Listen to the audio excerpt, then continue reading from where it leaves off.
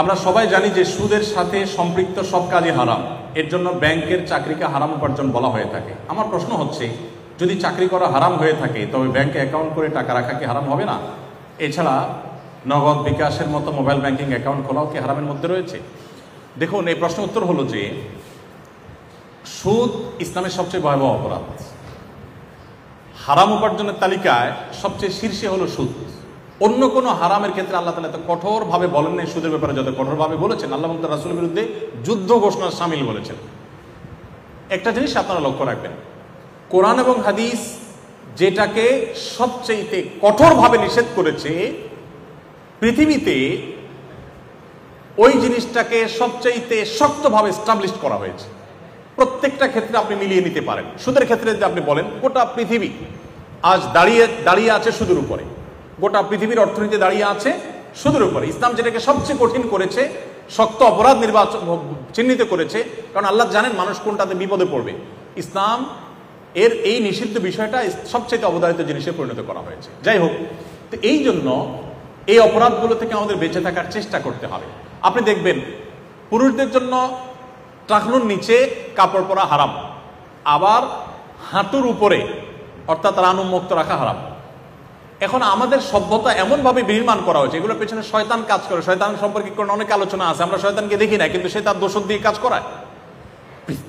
পৃথিবীর সভ্যতার যারা নিয়ন্ত্রক, যারা পৃথিবীর সভ্যতাকে নিয়ন্ত্রণ করছেন, তারা দেখবেন ইসলাম যেহেতু বলেছে পুরুষের জন্য টাকনুর নিচে পোশাক পরতে হবে, টাকনুর উপরে পোশাক পরতে হবে অথবা হাঁটুর নিচে, এই দুইটা মাঝখানে থাকতে হবে। এই জন্য দেখবেন এখন স্টাইল হলো হয় টাকনুর নিচে আর না হলে হাঁটুর উপরে, হয় হাফ প্যান্ট আর না হলে একেবারে টাকনুর নিচে যাও ফুল প্যান্ট, মাঝখানে থাকবে না।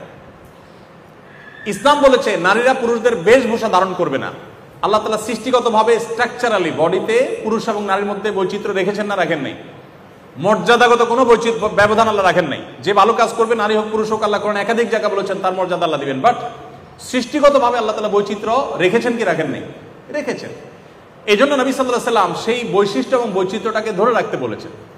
এখন দেখবেন যে ইসলামে পুরুষদের জন্য নারীদের জন্য পুরুষদের বেশভূষা ধারণ করা নিষেধ। এখন আমাদের সভ্যতা এমনভাবে নির্মাণ হয়েছে যে উল্টা হয়ে গেছে।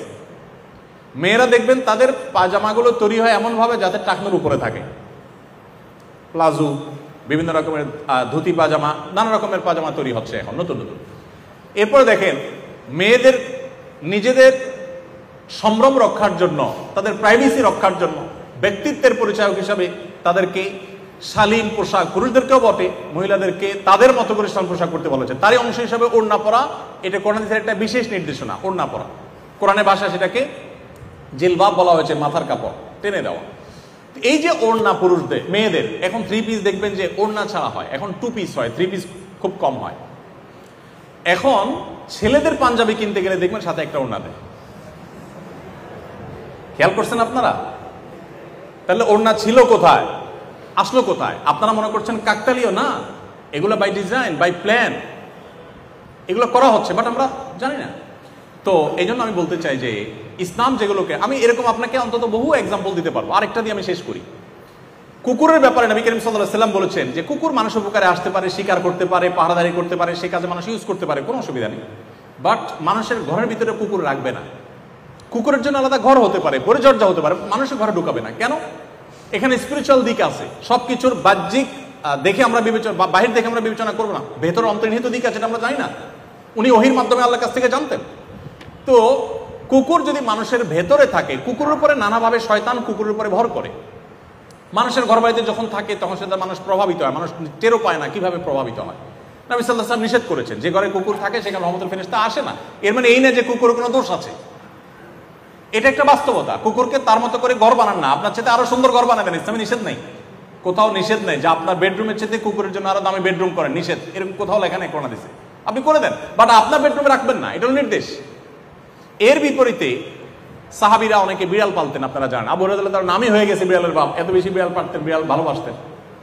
এখনকার যে সভ্যতা বিনির্মাণ করা হয়েছে, যে সভ্যতা গোটা পৃথিবীতে এস্টাবলিশড করা হয়েছে, আপনারা দেখেন ঘরে ঘরে বেডরুমগুলোতে একমাত্র পশু হিসাবে স্থান পায় হলো কুকুর। আপনি কি একটু মেলাতে পারছেন? কোরআন হাদিস যেটাকে সবচেয়ে কঠোরভাবে নিষেধ করেছে ওইটাকে সবচেয়ে কঠোরভাবে বাস্তবায়ন করা হয়েছে। আমি আপনাকে অন্তত 100 এক্সাম্পল দিতে পারবো এরকম, যে এগুলো কিন্তু কাকতালীয় না ভাই, এগুলো একটাও কাকতালীয় না, এগুলো সব বাই প্ল্যান, শয়তানের পেছন থেকে কাজ করছে। আমি সেদিকে আলোচনা বাড়াতে যাচ্ছি না, শুধু এটুকু বলবো সুদ থেকে আমাদের বাঁচার চেষ্টা করতে হবে। পৃথিবী সুদের উপরে দাঁড়িয়ে আছে, আমি কি করব এটা আমি বলবো না, আমার সাধ্য অনুযায়ী আমি চেষ্টা করব।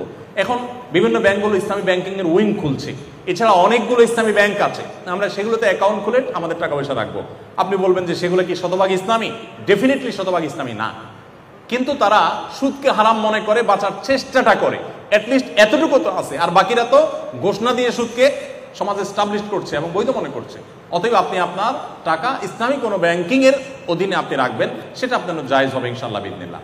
আর এর বাইরে এমনকি ইসলামী ব্যাংকিং থেকেও যে প্রফিটগুলো আপনি পাবেন, টাকা রাখতে হয়েছে তাই আমার সেফটির জন্য নিরাপদ জন্য রাখলাম, ওই প্রফিটগুলো আমি না খেয়ে দান করে দিলে সেটা অধিকতর নিরাপদ, কারণ সন্দেহের ঊর্ধ্বে উঠলাম। ইসলামী ব্যাংকিং প্রপারলি হলো কি হলো না আমার সন্দেহ থাকলো না।